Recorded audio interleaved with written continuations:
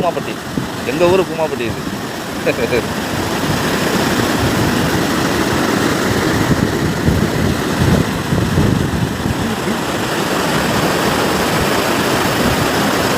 நீங்களாம் ஓடாத கட்டிங்க ஒரு 15 வருஷத்துக்கு முன்னாடி எங்கே முடிச்சது.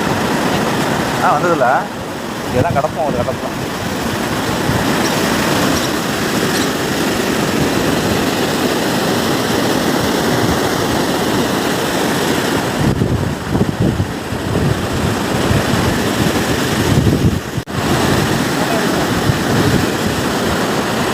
அப்பல கடைசி எப்போ வந்தீங்க?